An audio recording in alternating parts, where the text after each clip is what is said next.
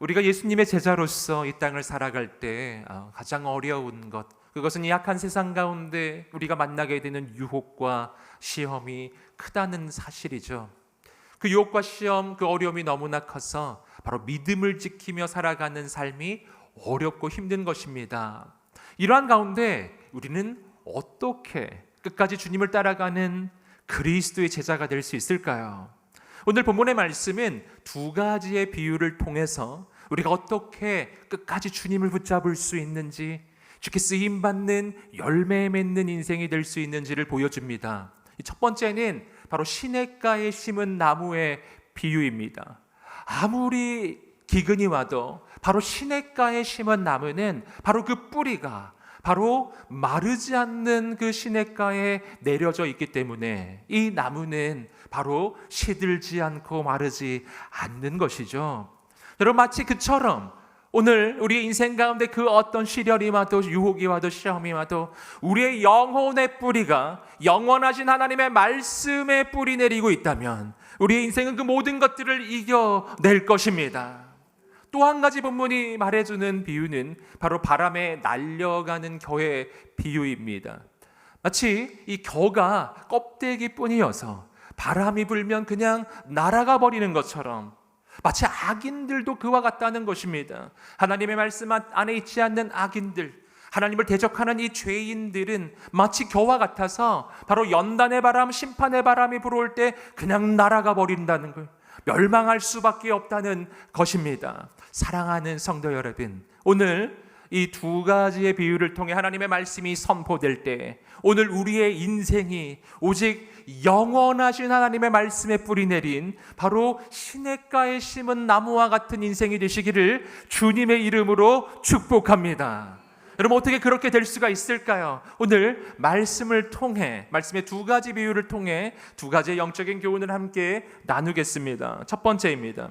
시냇가에 심은 나무가 되십시오. 함께 선포하겠습니다. 시작. 시냇가에 심은 나무가 되십시오. 아멘. 본문 1절 말씀을 다시 한번 읽어보겠습니다. 시작. 복이 있는 사람은 악한 사람들의 꾀를 따라가지 않고 죄인들의 길에 서지 않으며 남을 업신여기는 사람들과 자리를 함께 하지 않고. 아멘. 자, 먼저 이 본문의 말씀은 복이 있는 사람의 인생이 어떠한 인생인지를 보여줍니다. 정말 성경적인 복이 무엇인가 하는 것이죠. 오늘 이 본문의 말씀을 잘 보시면 정말 이 성경이 말해주는 이 복은 세상이 우리에게 말해주는 복과 너무나 다르다는 것을 알게 됩니다. 우리는 이 땅을 살아갈 때 복받는 인생이 되기 위해 어떻게 해야 한다고 이야기를 듣고 있습니까? 세상은 우리에게 말합니다. 적당히 죄도 짓고 적당히 세상의 술수와 방법을 써야만 우리는 복받는 인생이 될 수 있을 거라고 그렇게 우리를 유혹하고 시험하는 것입니다. 여러분, 그러나 정말 그럴까요? 여러분, 성경은 정반대로 이야기하는 것입니다. 우리가 죄악의 길을 걸어가면, 세상의 방법을 따라가면 우리의 인생은 망할 수밖에 없다는 거예요. 결코 하나님의 복을 받을 수가 없다는 것입니다. 어떻게 해야 하는가?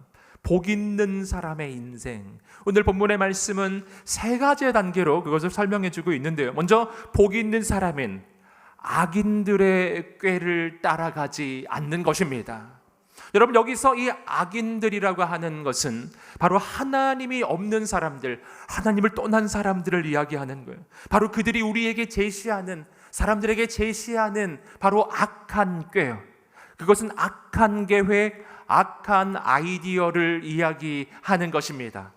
그런데 문제는 뭐냐면 이 세상의 악인들이 우리에게 말해주는 악한 꾀, 악한 아이디어, 악한 계획들이 듣기에는 너무나 좋아 보이는 거예요.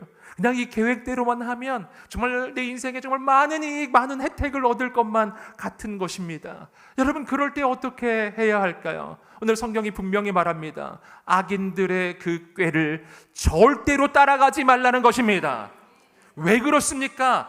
왜냐하면 하나님께서 살아계시기 때문이에요.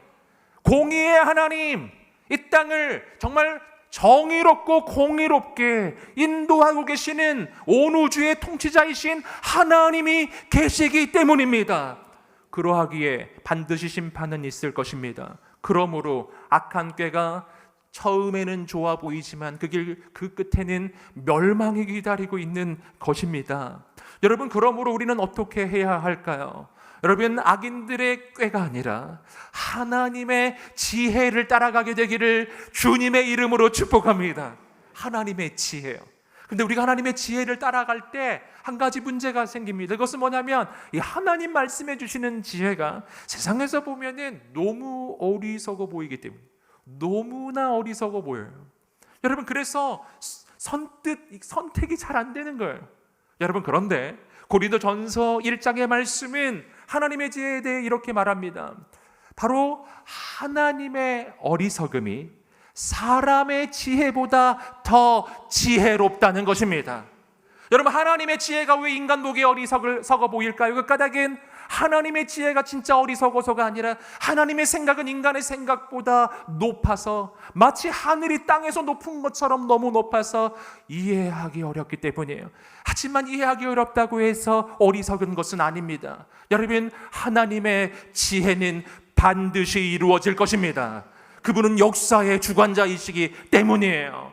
여러분, 그러하기에 오늘 우리의 인생 가운데 세상의 악한 꾀가 들려올 때요, 그 꾀를 단호히 거절하고 하나님의 지혜를 따라가는 오늘 우리의 인생이 되시기를 주님의 이름으로 축복합니다. 여러분, 두 번째 단계는 이 복 있는 사람들은 죄인들의 길에 서지 않는다는 것입니다. 여러분, 여기서 죄인들이란 하나님을 대적하는 사람들을 가리키는 것입니다. 그리고 길이란 생활의 방식을 이야기하는 거예요. 삶의 방식, 삶의 방법이에요. 여러분, 1단계는 악인의 길을 따라가는 겁니다. 그 다음에는 죄인들의 길에 서게 되는 거예요. 여러분, 어떻게 해야 할까요? 여러분, 어떻게 우리는 인생의 길을 선택해야 할까요? 하나님이 주시는 길과 죄인들이 제시하는 삶의 방식, 그 길 사이에 우리는 어떤 선택을 해야 하는가? 주님께서는 우리의 인생의 길을 선택하는 기준을 분명하게 말씀해 주셨습니다. 우리 함께 마태복음 7장 13절 14절 읽어보겠습니다. 시작. 좁은 문으로 들어가라.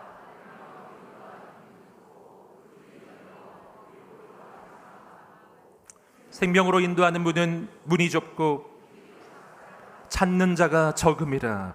자, 오늘 본문의 말씀에서 주님은 분명하게 말씀하십니다. 길 선택의 기준이 무엇인가? 그것은 그 길이 넓으냐 좁으냐가 아니다.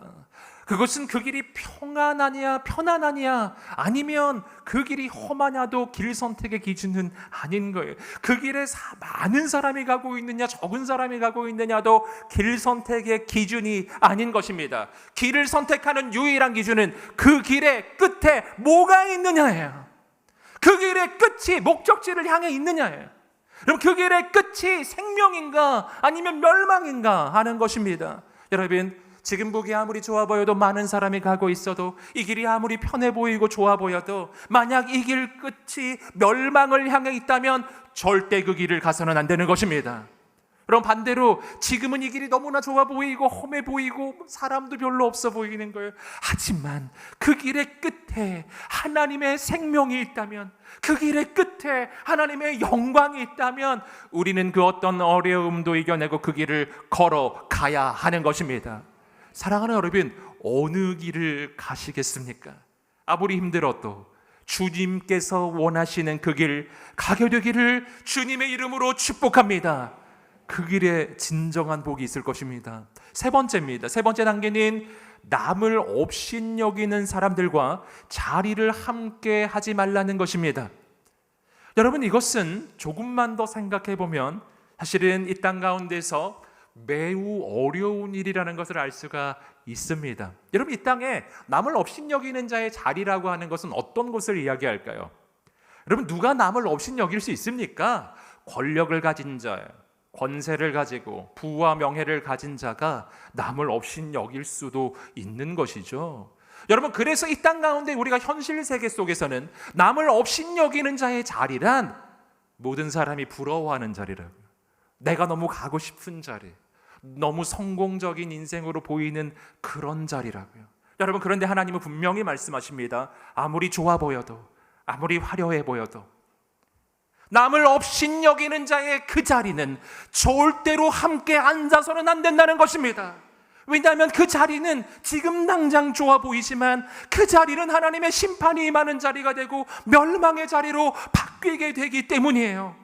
왜 그렇습니까? 왜냐하면 여러분, 여기서 남을 업신여긴다라고 할 때 이 업신여기다라고 하는 이 표현은 원어적으로는 조롱하다라고 하는 뜻을 담고 있는데, 그 조롱의 가장 본질적인 내용은 하나님을 향한 조롱이기 때문입니다.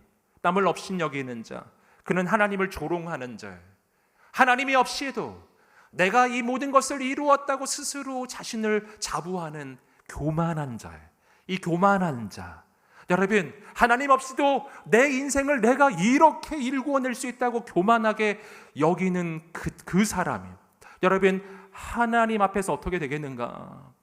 여러분, 인간은 본질적으로 하나님 없이 살 수 없는 한계적인 피조물입니다. 단 한 사람도 예외가 없는 거예요. 여러분, 그런데 어떤 존재가 하나님 없이 내가 살 수 있다고 스스로 교만하게 자신을 높인다면 그는 망할 수밖에 없는 것입니다.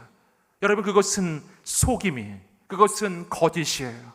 여러분, 오늘 우리 인생이 살 수 있는 유일한 길은 온 우주의 왕이 되시고 내 인생의 영원한 공급자가 되시는 하나님 앞에 무릎을 꿇는 것입니다.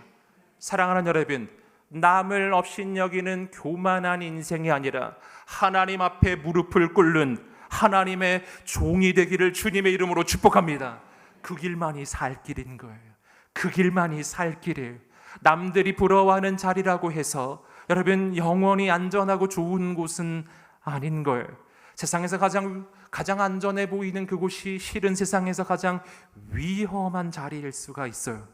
여러분, 오늘 우리에게 어떤 꾀를 따라가야 돼, 어떤 지혜를 따라가야 될지, 어떤 길을 걸어가야 할지, 어느 자리에 앉아야 할지요, 여러분, 하나님의 지혜가 있기를 주님의 이름으로 축복합니다. 절대로 악인의 길을 따라가지 말고 죄인의 길에 서지 말고 오만한 자의 자리에 앉지 않는 우리 모두가 되기를 주님의 이름으로 축복합니다. 여러분, 그러면 어떻게 해야 될까요? 그 대신 해야 할 일, 2절 말씀에 나옵니다. 읽어보겠습니다. 시작. 오직 여호와의 율법을 즐거워하고 그 율법을 밤낮으로 깊이 생각하는 자로다. 아멘. 여러분, 우리가 해야 할 일, 그것은 바로 하나님의 말씀을 즐거워하고 그 말씀을 주야로 깊이 생각하는 것입니다. 여러분, 여기서 먼저 우리는 한 가지 중요한 사실을 발견해요. 말씀은 즐거운 것이라는 사실이에요. 여러분, 그러나 우리는 얼마나 자주 이 말씀에 대해서 반대로 생각하는가? 말씀은 지루하고 말씀은 너무 힘들고, 이 성경은 어떤 용도로 쓰시나요? 잠이 안 올 때 읽으시지 않나요 혹시? 이거라도 읽으면 잠이 올려나 그러면서, 여러분, 우리는 하나님의 말씀을 언제나 정반대로 생각해요. 그래서 말씀을 읽으려면 어마어마한 결단을 해야 겨우 읽을까 말까인 거예요. 여러분, 그런데 성경은 그렇게 말하지 않습니다. 성경은 말씀은 즐거운 거래요. 여러분, 정말 하나님의 사람은 말씀을 어떻게 여길까요? 성경을 보시면 이렇게 되어 있습니다. 시편 119편 103절입니다. 읽어보겠습니다. 시작. 주의 말씀의 맛이 내게 어찌 그리 단지요 내 입의 꿀보다 더 다네이다. 아멘. 말씀이 너무나 달아서 뭐 같다? 꿀처럼 달다. 아멘. 할렐루야. 말씀이 꿀처럼 달게 되기를 주님의 이름으로 축복합니다. 이 사람 좀 이상한 거 아닌가? 이런 생각 혹시 하고 계신가요? 여러분, 우리의 영적인 입맛이 회복되어야 합니다. 여러분, 우리의 입맛은 우리의 건강의 척도이죠. 내가 몸이 너무 안 좋아지고 피곤해지면 제일 먼저 무슨 일이 일어나요? 밥맛이 없어져요. 아무리 맛있는 것도 맛이 없는 거예요. 음식이 맛없는 게 아니라 내 건강에 지금 문제가 생긴 겁니다. 여러분, 건강이 회복될 때 뭐가 회복되죠? 밥맛이 회복돼요. 밥이 맛있어지기 시작한다고요. 그러면은 몸이 회복되고 있는 거예요. 우리의 영혼이 마찬가지입니다. 여러분, 우리의 영혼이 회복되기 시작할 때 일어나는 일이 있어요. 말씀이 맛있어져요. 아멘 하셔야죠. 말씀이 너무나 맛있는 것입니다. 말씀이 그냥 꿀맛이에요. 아멘. 자, 옆 사람에게 선포하겠습니다. 말씀이 꿀맛이 될지어다. 아멘. 아멘. 여러분, 내 영혼의 입맛이 회복되어야 됩니다. 여러분, 정말 말씀이 달아져야 돼요. 근데 나는 세상이 달고 세상 소리가 달고 세상 유혹이 너무 단 거예요. 여러분, 그러면 어떤 현상이 일어나는 것인가? 내 영혼이 지금 이상 현상이 일어나고 있는 겁니다. 여러분, 오늘 그것은 건강한 게 아니에요. 오늘 내 영혼이 건강하게 회복되고 오늘 말씀이 달아지게 되기를 주님의 이름으로 축복합니다. 바로 그런 사람 어떻게 할까요? 오늘 말씀은 이렇게 이야기하였어요. 그 말씀이 꿀처럼 달아지는 사람이에요. 여러분, 이 말씀은 왜 꿀처럼 단 것인가? 꿀은 중요한 기능을 하는데 맛만 단 게 아닙니다. 꿀은 건강에 좋고 내 인생에 에너지, 힘을 주는 것입니다. 말씀이 그런 거예요. 여러분, 말씀에는 창조의 능력이 있는 줄 믿습니다. 여러분, 이 말씀은 내 영혼을 살리는 참된 양식입니다. 그러므로 내가 이 말씀을 먹고 이 말씀이 내 안에 채워지기 시작할 때 여러분, 그 말씀은 꿀처럼 달 뿐 아니라 내 인생의 능력이 될 것입니다. 여러분, 바로 이것을 아는 사람은 어떻게 하는가? 오늘 말씀이 이야기하고 있어요. 주야로 이 말씀을 깊이 생각하는 사람이에요. 주야로 생각한다. 여러분, 주야로 무엇을 생각하고 있나요?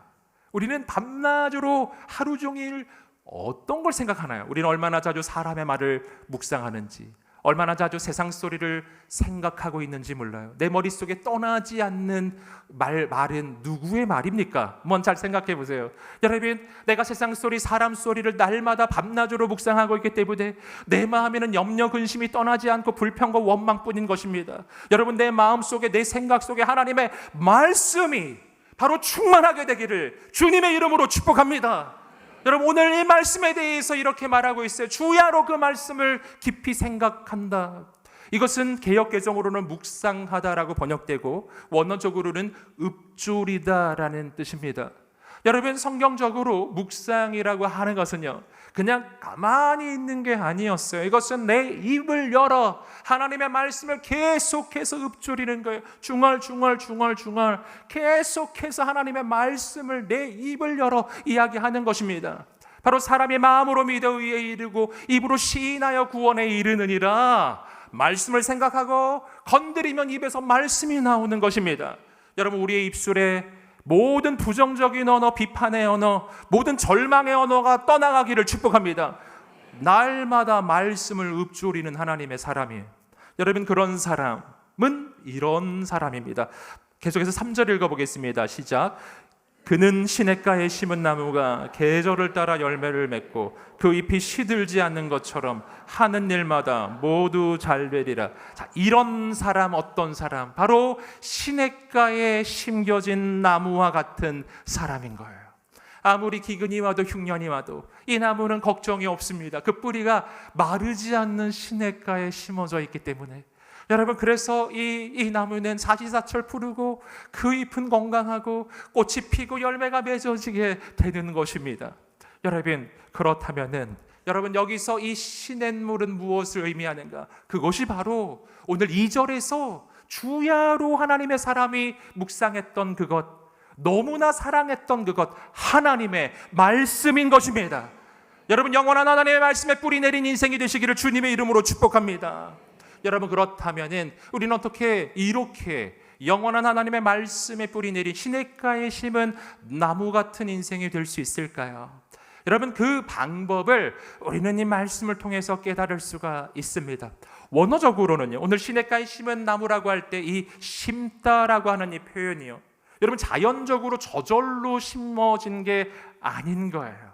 여러분, 이것은 바로 농사꾼이 바로 정말 계획을 가지고 의도를 가지고 이 나무를 심을 때, 그럴 때 쓰는 심다라는 표현이에요.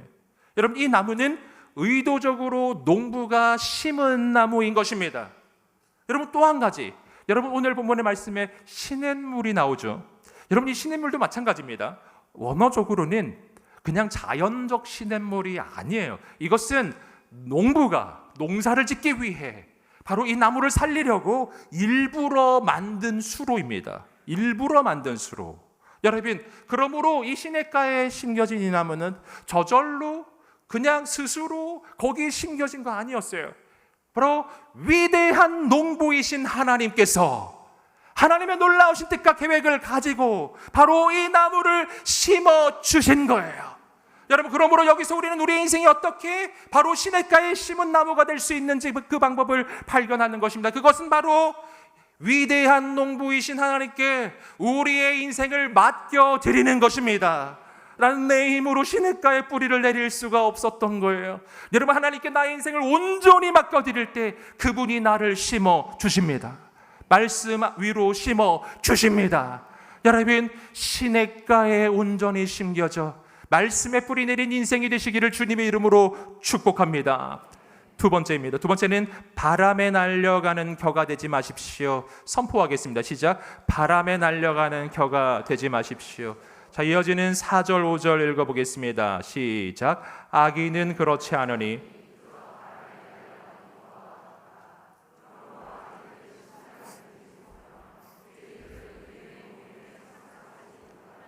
아멘. 여러분, 이 말씀은 이스라엘의 타작의 장면을 바로 비유하며 설명하는 장면입니다. 이스라엘에서는 타작을 할 때 어떻게 하는가?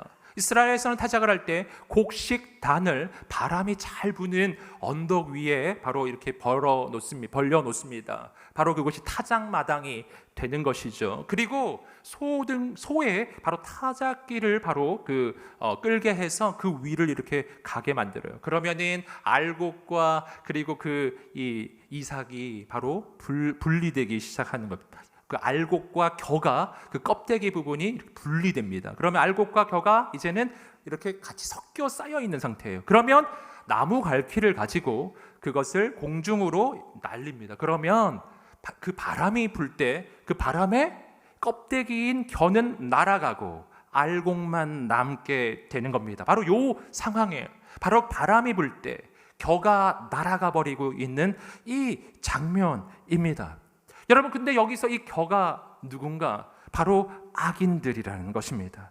앞서서 보셨던 악인의 꾀를 따라가고 죄인의 길에 섰고 오만한 자의 자리에 앉았던, 세상 보기에 좋아 보였고 너무나 화려해 보였던 그들 말입니다. 그들이 실은 어떤 존재인가? 그들은 바람에 날려가는 겨와 같다라는 것입니다.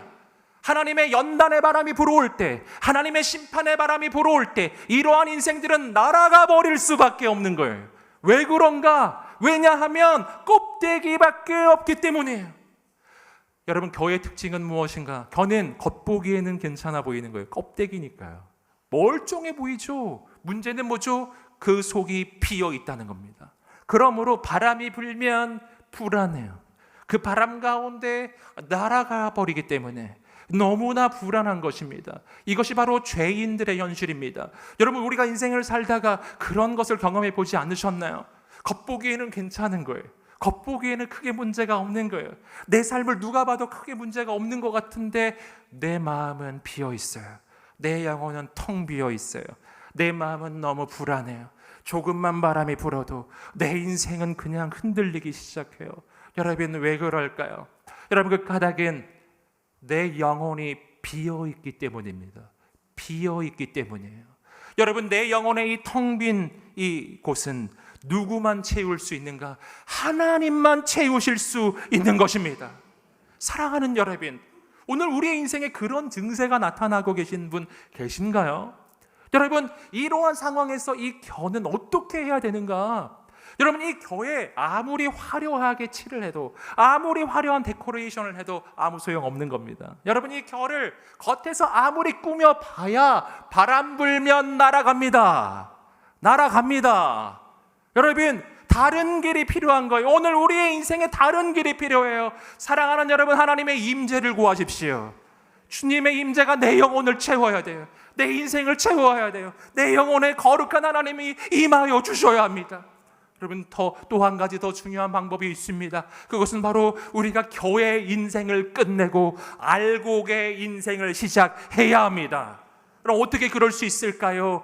예수님을 통해 할 수 있습니다. 예수 그리스도를 나의 구원자로 영접할 때 바로 겨로 살았던 나의 죄악된 과거는 죽고 예수님 안에서 나는 알곡의 인생으로 하나님의 자녀로 다시 태어나게 되는 줄 믿습니다. 여러분, 언제까지 겨로 살 거예요? 언제까지 껍데기로만 만족하실 거예요? 사랑하는 여러분, 내 안에 하나님의 알곡이 채워지기를 주님의 이름으로 축복합니다. 그래야 우리의 인생에 진짜 축복이 시작되는 것입니다. 여러분, 그리고 마지막 9절입니다. 우리 함께 6절 읽어보겠습니다. 시작. 의인의 길은 여호와께서 보호하시나 악인의 길은 망하리라. 여러분, 하나님이 분명하게 두 가지 길을 제시하고 계십니다. 의인의 길과 악인의 길입니다. 바로 시냇가에 심은 나무와 그리고 바람에 날아가는 겨, 두 가지의 길이에요. 둘 중에 어느 쪽 가시겠어요? 여러분, 의인의 길은 하나님이 보호하십니다. 악인의 길은 아무리 좋아 보여도 반드시 멸망으로 끝날 것입니다. 어느 쪽 선택하시겠습니까? 여러분, 주저하지 않고 하나님의 길을 선택하게 되기를 주님의 이름으로 축복합니다. 여러분, 언제까지 주저하시겠어요? 언제까지 머뭇거리시겠어요? 단호하게 악인의 꾀를 거절하고 죄인의 길을 거절하고 오만한 자의 자리 정말 거들떠도 보지 마십시오. 오직 하나님께 뿌리를 내리십시오. 주님을 붙잡으세요. 그때 우리 인생의 꽃이 필 것입니다. 열매는 맺어질 것입니다. 우린 그리스도의 제자가 될 것입니다. 오늘 그러한 인생을 살게 되기를 주님의 이름으로 축복합니다. 우리 함께 한번 외쳐보겠습니다. 바람에 나는 겨가 되지 말고 시냇가에 심은 나무가 되십시오. 아멘. 우리 하나님의 말씀 붙잡고 한번 기도하겠습니다. 하나님 아버지, 오늘 우리 인생이 이러한 인생이 되게 하여 주시옵소서. 주여, 하나님 아버지, 오늘 우리가 바람에 나는 겨가 아니라 시냇가에 심은 나무와 같은 인생이 되게 하소서. 주여, 한번 외치며 기도하겠습니다. 주여,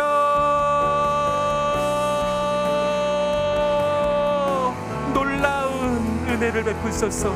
더 이상 하나님 껍데기의 인생, 교회의 인생을 살지 아니하고 이제는 하나님의 영원하신 말씀에 뿌리 내린 시냇가에 심은 나무가 되게 하소서. 어떠한 기근이 와도 시련이 와도 모든 것을 이겨내고 아름다운 열매 맺는 인생 되게 하옵소서. 주님의 참된 제자가 되게 하옵소서. 하나님, 주께 내 삶을 드리오니 주여, 우리를 새롭게 만들어 주옵소서. 주님, 행하소서. 사랑하는 아버지, 우리의 인생이 바람에 날아가는 겨가 아니라 시냇가에 심은 나무와 같이 꽃이 피고 열매가 맺혀지게 하옵소서. 예수님의 이름으로 기도드립니다. 아멘. 우리 하나님께 영광의 박수 올려드리겠습니다.